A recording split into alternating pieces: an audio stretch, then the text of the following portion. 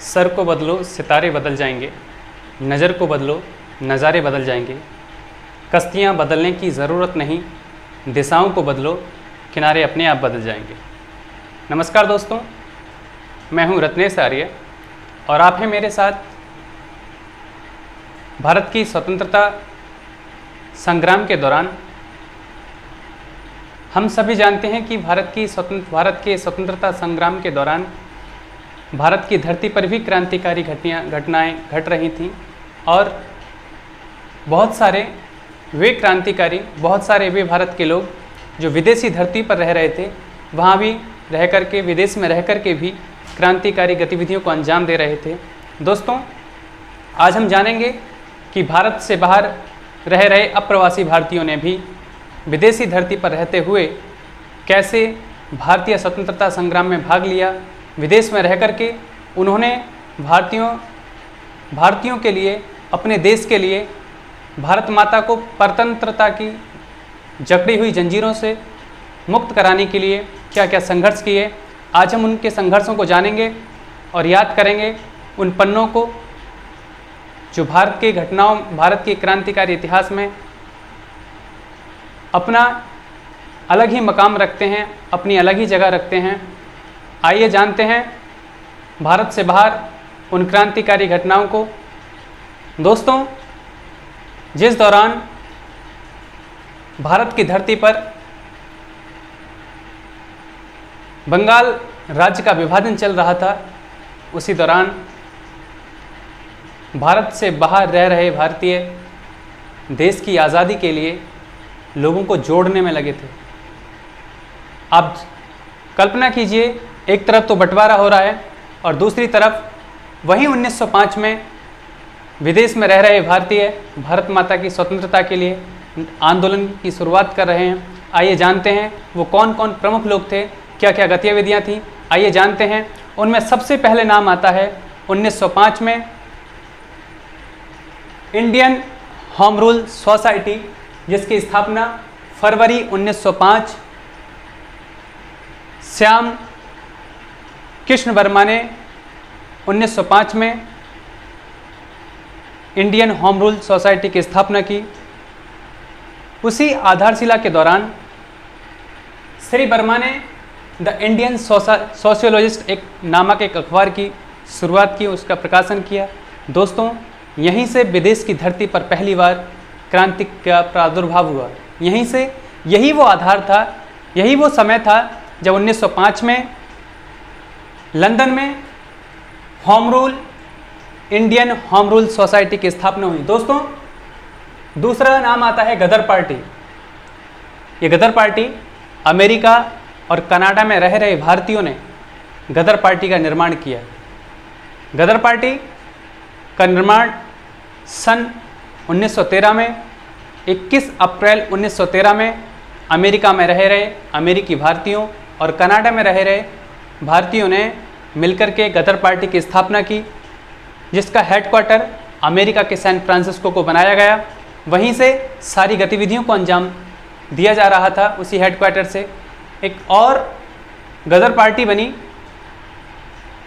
लेकिन इस गदर पार्टी का किस्सा बड़ा रोचक रहा है। वो गदर पार्टी सिर्फ गदर पार्टी नहीं थी, एक ऐसी पार्टी थी जिसने अंग्रेजों को झकझोर करके विदेशी धरती पर रख दिया। आइए जानते हैं उसके बारे में। उसमें एक नाम आता है सोहन सिंह भाकना।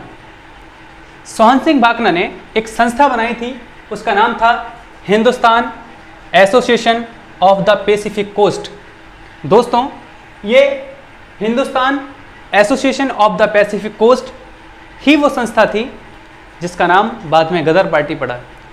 ये Hindustan association of the Pacific coast, इस संस्था का नाम गदर पार्टी कैसे पड़ा, आइए जानते हैं। दोस्तों, ये जो सोहन सिंह भाकना की पार्टी थी, इस सोहन सिंह भाकना की पार्टी ने एक अखबार का प्रकाशन किया। उस अखबार का नाम था गदर अखबार, और वो जो गदर अखबार था 3 भाषाओं में छप कर के बाहर निकलता था। वो 3 भाषाएं कौन कौन सी थी? एक भाषा उर्दू थी, दूसरी भाषा गुजराती और तीसरी भाषा पंजाबी। इन 3 भाषाओं में इस गदर अखबार का प्रकाशन होता था। और इस गदर अखबार की वजह से ही जो सोहन सिंह भाकना की पार्टी थी, उस पार्टी का नाम गदर पार्टी पड़ गया। ये गदर पार्टी भी 1913 की ही गदर पार्टी है दोस्तों। इसके मनीषी, इसके पथ प्रदर्शक, या ये कहें कि इसके HOD हेड ऑफ डिपार्टमेंट जो थे, उनका नाम था लाला हरदयाल।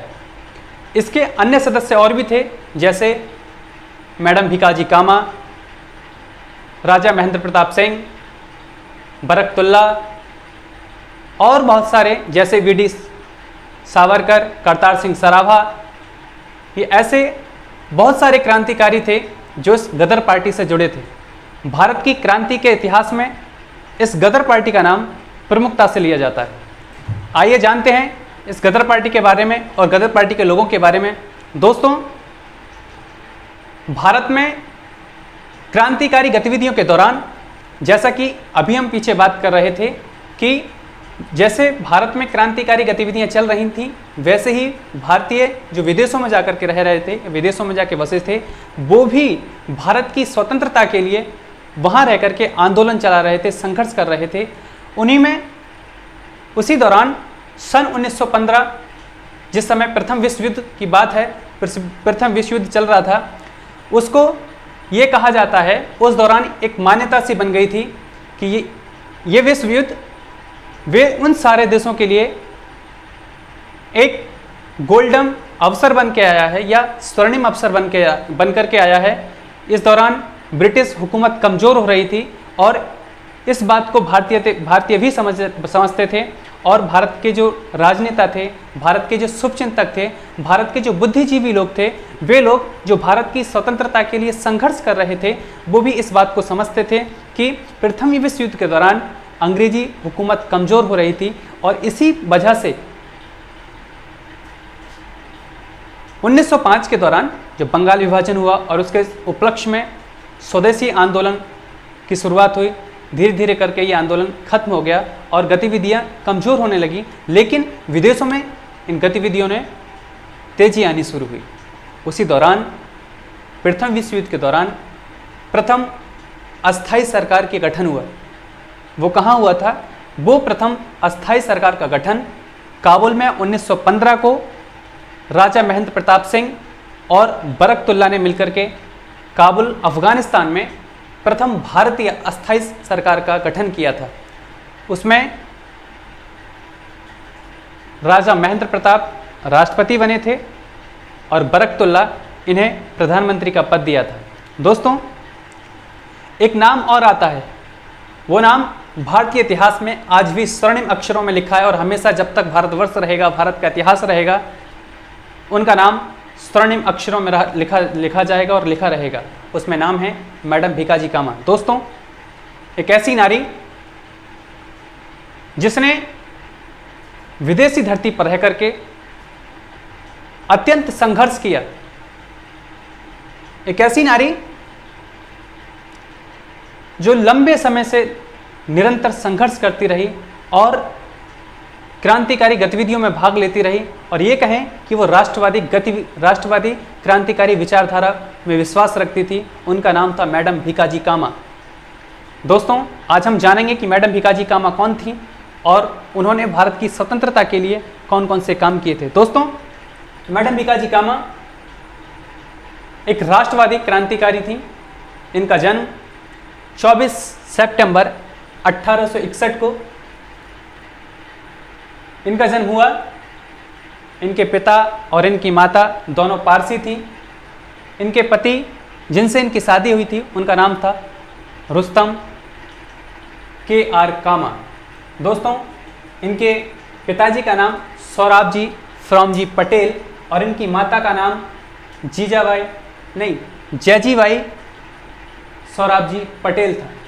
दोस्तों, इतिहास में एक क्षण और आता है। विदेशी धरती पर पहली बार, वो कौन सा क्षण था? वो क्षण था कि विदेशी धरती पर पहली बार किसी ने भारतीय ध्वज को फहराया था। दोस्तों, यही वो लेडी थी, यही वो महिला थी जिन्होंने प्रथम बार विदेशी धरती पर भारतीय ध्वज को फहराया था। दोस्तों, घटना है सन 1907 की।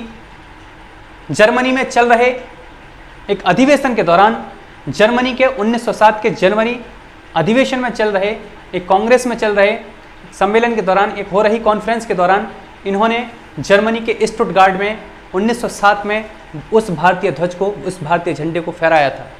दोस्तों इतना ही नहीं, जिस झंडे को उन्होंने फहराया था उसका निर्माण खुद इन्होंने वीडी सावरकर और वीडी सावरकर के साथ साथ इंडियन होम रूल सोसाइटी के संस्थापक श्यामजी कृष्ण वर्मा, इन तीन लोगों में कौन कौन? मैडम भीकाजी कामा, दूसरे श्यामजी कृष्ण वर्मा, तीसरे वीडी सावरकर, इन तीनों ने संयुक्त रूप से उस झंडे का निर्माण किया था।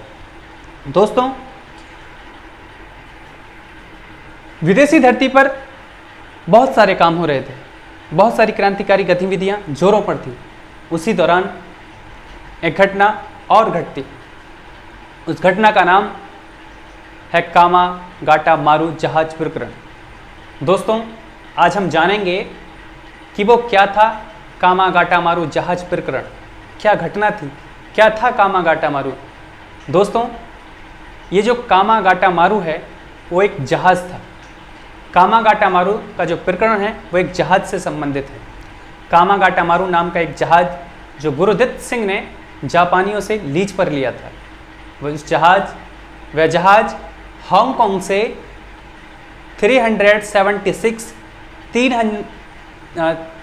376 लोगों को हांगकांग से कनाडा के लिए लेकर के निकला था। दोस्तों जब वो जहाज कनाडा के वैंकूवर तट पर पहुंचा तो कनाडा की पुलिस ने उस जहाज की घेराबंदी कर ली और उसमें बैठे यात्रियों को कनाडा के तट पर, या ये कहें कनाडा के वैंकूवर तट पर उतरने नहीं दिया। आखिरकार बेबस होकर के उन यात्रियों को वापस लौटना पड़ा। बहुत सारी यात्राओं के बाद, बहुत सारे संघर्षों के बाद, भूखे प्यासे तड़पते बिलबिलाते वो कलकत्ता के बजबज बंदरगाह पर पहुंचते हैं। दोस्तों कलकत्ता के बजबज बंदरगाह पर जैसे ही वो जहाज़ पहुंचता है, कामागाटा मारू जहाज़ जब पहुंचता है, उस दौरान ब्रिटिश सरकार या ब्रिटिश पुलिस क्या करती है, उस जहाज़ की तलाशी लेती है और उस तलाशी के दौरान क्रुद्ध भारतीय जो भूख से तड़प रहे थे, भूख से व्याकुल थे, प्यास से तड़प रहे थे, उनके साथ ऐसा बर्ताव, घिनौना बर्ताव करने के उपरांत उन दोनों में ब्रिटिश पुलिस और वो 376 जो कामागाटा मारू जहाज में जो लोग ये थे, जो यात्री थे, उनके बीच खूनी संघर्ष हुआ। दोस्तों उस खूनी संघर्ष में 18 लोगों की मृत्यु हुई और 202 लोगों को गिरफ्तार कर जेल में ठूंस दिया गया। इस दौरान उन यात्रियों को बचाने के लिए, या यूं कहें उन यात्रियों के अधिकारों को लड़ने के लिए, उन यात्रियों के अधिकारों को वापस दिलाने के लिए, उन यात्रियों के अधिकारों को बचाने के लिए एक कमेटी का गठन हुआ। उस कमेटी का नाम था शोर कमेटी या तटीय कमेटी। उसको शोर कमेटी और तटीय कमेटी दोनों के नाम से जाना जाता है। आइए हम जानते हैं वो कौन व्यक्ति थे जिन्होंने उन यात्रियों के अधिकारों की रक्षा के लिए संघर्ष किया। और ऐसा नहीं कि यहाँ उनको गिरफ्तार किया गया और भारत में भी संघर्ष हुए, और भारत के बाहर रह रहे विदेशों में रह रहे भारतीयों ने भी उस कामागाटा मारू जहाज में संघर्ष के दौरान विदेशों में भी आंदोलन हुए। आइए हम जानते हैं वो कौन लोग थे जिन्होंने उनके अधिकारों के लिए आंदोलन किया, उनके अधिकारों के लिए लड़ाई लड़ी। उसमें 3 नाम प्रमुखता से आते हैं। पहला नाम आता है रहीम।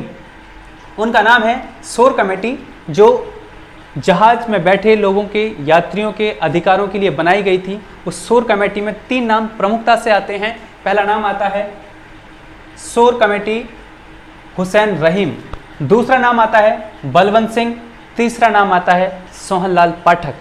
इन 3 लोगों ने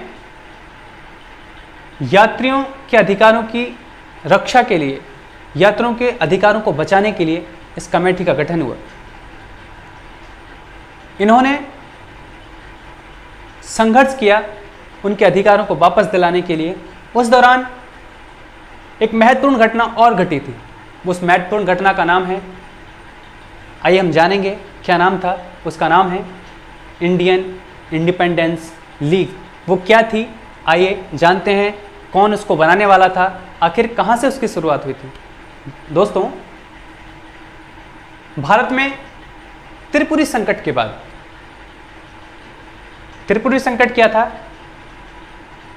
उसके बारे में हम अगली वीडियो में जानेंगे। त्रिपुरी संकट के बाद नेताजी सुभाष चंद्र बोस भारत की स्वतंत्रता के लिए विदेशों में, देश से बाहर जाकर के देश के लिए सेना का गठन कर रहे थे, देश के बाहर जाकर के लोगों को एकत्रित कर रहे थे। उसी दौरान जापान में रह रहे एक भारतीय, जिनको अप्रवासी भारतीय कहा जाता है, वे लोग जो भारत से बाहर रहते हैं, भारत के वासी होते हैं, उनको अप्रवासी भारतीय बोला जाता है। दोस्तों, जापान में रह रहे अप्रवासी भारतीय, जिनमें रास बिहारी बोस, जिनका नाम प्रमुखता से लिया जाता है, रास बिहारी बोस ने भारतीय अप्रवासियों का एक सम्मेलन बुलाया 28 से लेकर के 30 मार्च के बीच। 28 से 30 मार्च 1982 के बीच ये अधिवेशन चलता रहा, जो राजनीतिक समस्याओं पर विचार विमर्श करने के लिए बुलाया गया था। दोस्तों, दूसरा सम्मेलन 14 से 23 जून 1942 को बैंकॉक में ये सम्मेलन चल रहा था और विधिवत रूप से इस सम्मेलन को सुचारू रूप से चलाया गया, विधिवत रूप से चलाया गया। और यहाँ रास बिहारी बोस ने नेताजी सुभाष चंद्र बोस को क्या किया, आमंत्रित किया, और यहीं पर उन्होंने उसकी कमान किसको सौंपी, उसकी कमान सौंपी नेताजी सुभाष चंद्र बोस को। और यहाँ इसी अधिवेशन में, कौन से अधिवेशन में, 14 से लेकर के 23 जून के बीच, 14 से 23 जून 1942 बैंकॉक में चल रहे अधिवेशन में ही इंडियन इंडिपेंडेंस लीग की स्थापना हुई। दोस्तों, ये कुछ प्रमुख आंदोलन, या यूं कहें कुछ प्रमुख क्रांतिकारी घटनाएं विदेशी धरती पर हुई, जो भारत में हो रही क्रांतिकारी घटनाओं के समांतर विदेश में भी घटनाएं चल रही थी। दोस्तों, भारत के लोगों ने, भारत के बुद्धिजीवियों ने, भारत के क्रांतिकारियों ने इस देश को परतंत्रता की बेड़ियों से मुक्त कराने के लिए बहुत से संघर्ष किए हैं। दोस्तों, ये आज़ादी यूं ही नहीं मिली। इस आज़ादी में जो हम सांस लेते हैं, इस आज़ादी के सांस में बहुत सारे पहाड़ दरक चुके हैं। दोस्तों, इसमें ऐसे नौजवान, ऐसी नारियां इस आज़ादी के लिए मर मिट गईं, जिनका नाम इतिहास में बहुत कम देखने को मिलता है, उनके विषय में हम बहुत कम जानकारी रखते हैं। दोस्तों, जानकारी पसंद आई हो तो सब्सक्राइब करें हमारा YouTube channel AS knowledge plus. हम निरंतर यही प्रयास करेंगे कि इतिहास के उन पन्नों को आपके सामने प्रस्तुत करें, जिन पन्नों से बहुत से लोग आज भी अपरिचित और अनजान हैं। दोस्तों, जो इतिहास की घटनाओं को हम आपके सामने लेकर के आते हैं, वो परीक्षा की दृष्टि से भी अत्यधिक महत्वपूर्ण है। चाहे वो स्टेट लेवल एग्ज़ाम हो या नेशनल लेवल एग्ज़ाम हो, कोई भी एग्ज़ाम हो जहां भारतीय इतिहास पूछा जाता है, इस हिसाब से BA क्लासेस बहुत ज़्यादा इम्पोर्टेंट है। इसलिए सब्सक्राइब करें हमारा YouTube channel AS knowledge plus. धन्यवाद।